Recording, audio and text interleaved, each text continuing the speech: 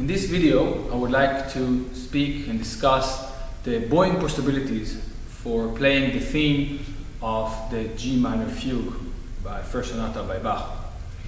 Playing Bach in general, playing the Fugue very much in particular, is very difficult for us violinists because we are not used to playing polyphonic music. Actually, the violin was made to carry a voice, one line, and we are not used to playing several voices in different registers. So to make sure that the fugue is very clear to our listeners, especially if our listeners are not trained musicians, we need to make sure that the theme is extremely clear from the beginning. There are several ways to bow the theme, but I think the first instinct as a performer is to try to find one type of bowing that will answer every time we play the theme. And this is impossible, I think, to do in a comfortable way, because every time the theme arrives, it arrives in a different register. Sometimes we need to play it by itself, sometimes we have to play it among very difficult chords. Nevertheless, I'm going to show you different ways to bow the theme, and I think afterwards perhaps you will go from one theme to another when it comes and decide what is the good bowing for you. Before we look at the bowings, we must think about where is the emphasis point of the theme.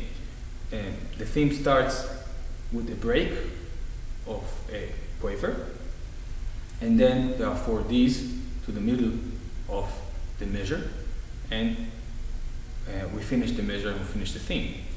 Many people like to do a crescendo diminuendo into the last D.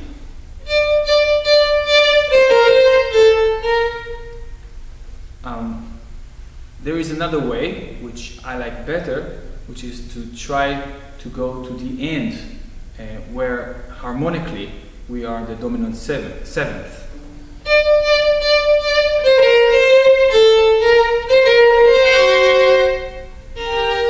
And then we have a resolution.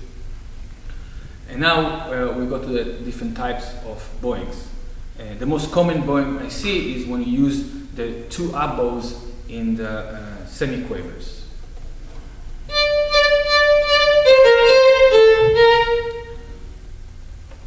This is very common, many people like to use it.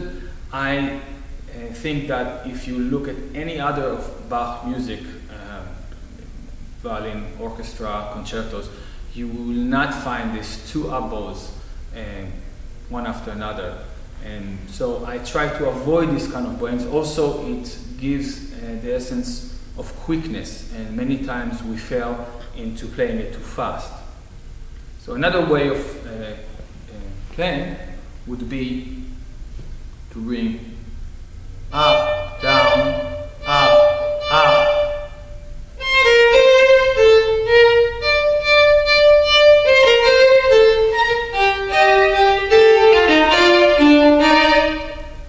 And this is comfortable because it gives us the semiquavers in a place that we can also lean into the heavy point of the theme. It is less comfortable when we're playing chords, but it is possible.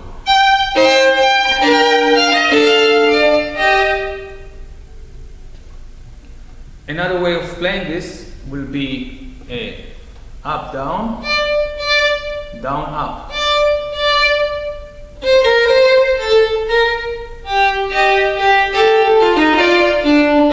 Very comfortable to play chords.